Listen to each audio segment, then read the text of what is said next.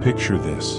You're scrolling through your phone at 2 a.m., unable to sleep, when her message lights up your screen. She's the kind of woman who makes philosophers question their logic and strong men abandon their principles.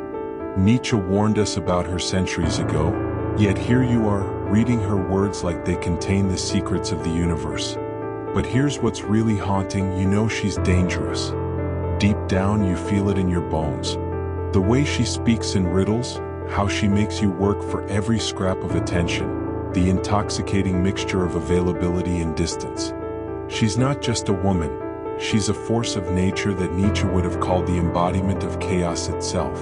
Before we dive deeper into this psychological labyrinth, I need to know, have you ever met a woman who made you question everything you thought you knew about yourself? Drop a comment and tell me, she changed my entire worldview if you've been there. Because what we're about to explore isn't just about women, it's about the parts of ourselves we're afraid to confront. Nietzsche spoke of the abyss that gazes back into you. Well, some women are that abyss, beautifully disguised as salvation. Friedrich Nietzsche had a complicated relationship with women, but his insights into human nature reveal a terrifying truth about certain feminine archetypes that can derail even the most ambitious men. He called it the eternal feminine, not all women, but a specific type that embodies pure, unbridled will to power disguised as vulnerability. These women don't just want your attention, they want your soul. They understand intuitively what Nietzsche spent his entire life trying to articulate.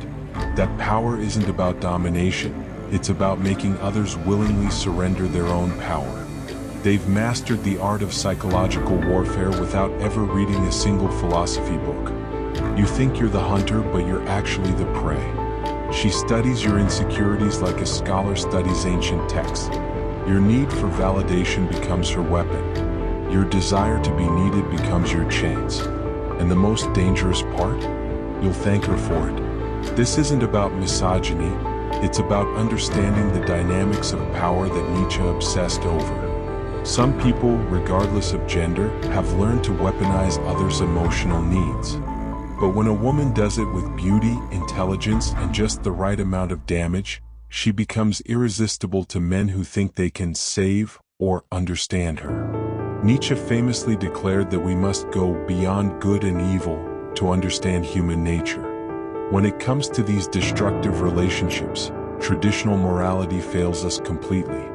You can't simply label her as bad or yourself as good. The reality is far more complex and disturbing. She operates outside conventional moral categories. She's not evil in the traditional sense because she genuinely believes her own narrative. In her mind, she's the victim, the misunderstood artist, the beautiful soul that the world has failed to appreciate. And here's the terrifying part: she might be right, at least partially. Nietzsche would have been fascinated by how she embodies the master morality. He wrote about creating her own values, living by her own rules, refusing to be constrained by society's expectations. While you're still trapped in slave morality, seeking approval and following the rules, she's dancing to music only she can hear. But this freedom comes at a cost, not just to her but to everyone who gets caught in her orbit. She's the storm that destroys to create, the creative force that needs destruction to fuel its art. You become the raw material for her self-actualization, and the most painful part is that you'll volunteer for the role. Nietzsche's concept of will to power isn't about dominating others. It's about the fundamental drive to grow, expand, and impose one's interpretation of reality onto the world. These women have mastered this in ways that would make Machiavelli take notes. Watch how she rewrites history. The fight you clearly remember having about her disappearing for 3 days becomes a story about your jealousy and controlling nature. The promises she broke transform into evidence of your unrealistic expectations. She doesn't just gaslight you, she creates an entirely new universe where her version of events is the only truth that matters. This isn't conscious manipulation in the traditional sense. She genuinely believes her own reconstructions because her will to power demands that reality conform to her needs. When reality doesn't cooperate, she simply changes it. And somehow, impossibly, you find yourself living in her version of the world. Nietzsche warned that there are no facts, only interpretations.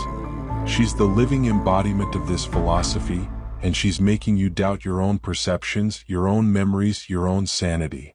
The most dangerous women aren't the ones who lie to you, they're the ones who make you lie to yourself. Imagine if you had to live the same day over and over again, but the day was your most emotionally devastating breakup and reconciliation cycle. Nietzsche's concept of eternal recurrence was meant to be a test. Would you be willing to live your life exactly as it is, with all its pain and suffering, an infinite number of times? With her, you're already living this nightmare. The pattern becomes sickeningly familiar. The intense connection, the gradual pulling away, the crisis that brings you back together, the brief period of bliss, and then the cycle begins again.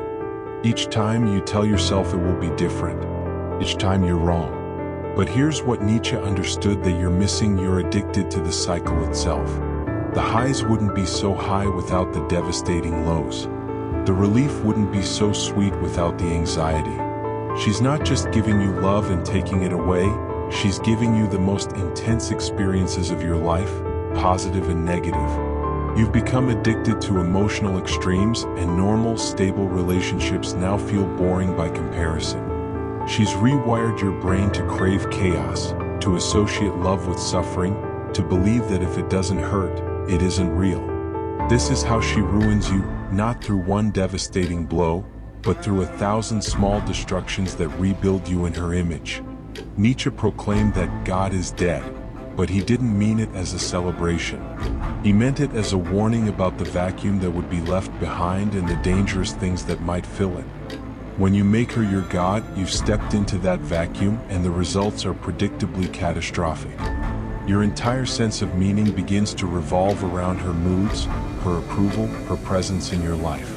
Good days are when she's happy with you. Bad days are when she's distant. Your self-worth becomes entirely dependent on her validation, and she knows it. This is power more absolute than any dictator could dream of. You start making sacrifices at the altar of this relationship that would horrify your former self. Friends get abandoned because they don't understand her. Hobbies disappear because they take time away from decoding her mixed signals. Career opportunities get passed by because they might interfere with your availability to her. Nietzsche feared that without traditional religion, people would create new idols that were even more destructive. He was right. When a person becomes your religion, you lose not just your independence, but your capacity for growth, for self-determination, for becoming who you're meant to be. You've traded your potential for the illusion of meaning. Nietzsche distinguished between master morality, the ethics of those who create their own values, and slave morality, the ethics of those who define themselves in reaction to others. In your relationship with her, you've become the perfect embodiment of slave morality, and she knows it. You've started defining good as whatever makes her happy and bad as whatever displeases her. Your moral framework has completely reorganized itself around her needs, her moods, her unpredictable standards. You're not living by your own values anymore, you're living by the values she's unconsciously imposed on you. Meanwhile, she operates from pure master morality. She does what she wants, when she wants, how she wants. She doesn't ask permission or seek approval. She doesn't explain herself or justify her actions. She simply is, and the world, including you, is expected to adapt to her reality. This dynamic is intoxicating because it relieves you of the burden of self-determination. It's easier to react to her than to create your own path.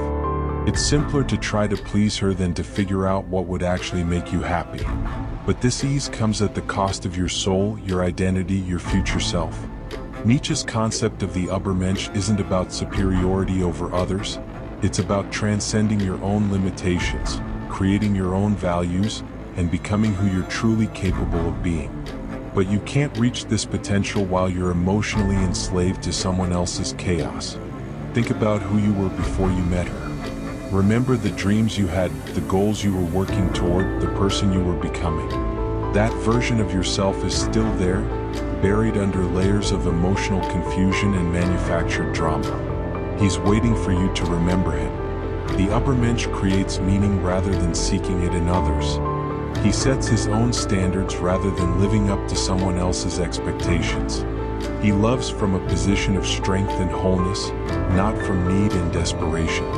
This is what she's preventing you from becoming, not through malice, but through the gravitational pull of her own unresolved chaos. Every day you spend trying to decode her mixed signals is a day you're not building your own life. Every hour you spend managing her emotions is an hour you're not developing your own potential. Every moment you spend walking on eggshells is a moment you're not walking toward your own destiny. Nietzsche warned that, when you gaze long into an abyss, the abyss also gazes into you. When you're in a relationship with chaos, you inevitably absorb some of that chaos into yourself. You become reactive, unpredictable, emotionally volatile. You start exhibiting the same behaviors that initially attracted and repelled you about her. You find yourself checking her social media obsessively, analyzing every interaction for hidden meaning. You become jealous, possessive, insecure, things you never were before. You start playing games, withholding affection, creating drama of your own. The stable, confident person you once were disappears, replaced by someone you barely recognize.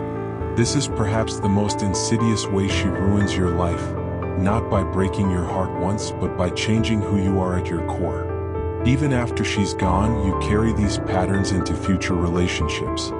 You've learned to associate love with chaos, trust with vulnerability to manipulation, intimacy with the potential for devastation. The man who emerges from this kind of relationship is fundamentally changed. He's more cautious but also more cynical. He's more aware of manipulation but also more manipulative. He's gained hard-won wisdom but lost something essential about his capacity for simple, uncomplicated love. But here's what Nietzsche ultimately understood and what you need to grasp. You have the power to break this cycle. The eternal recurrence doesn't have to be a prison, it can be a teacher. Every time you choose to engage with her chaos instead of building your own order, you're choosing who you want to become. The path forward isn't about hating her or declaring her evil. It's about recognizing that some people are storms, and storms don't make good foundations for building a life. You can appreciate the intensity, acknowledge the lessons, even feel grateful for the growth that came through suffering, but you don't have to live in the storm forever. Your will to power doesn't have to be directed toward winning her approval or solving her mysteries. It can be directed toward creating the life you actually want, building relationships that nourish rather than drain you, becoming the version of yourself that doesn't need external validation to feel whole. The woman who could ruin your life only has that power if you give it to her. And here's the final twist that Nietzsche would appreciate. By walking away from her chaos and toward your own potential, you actually become the kind of person she claimed to be looking for all along. But by then it won't matter because you'll have found something better, yourself. The choice is yours. Will you continue to live in her story, or will you finally start writing your own?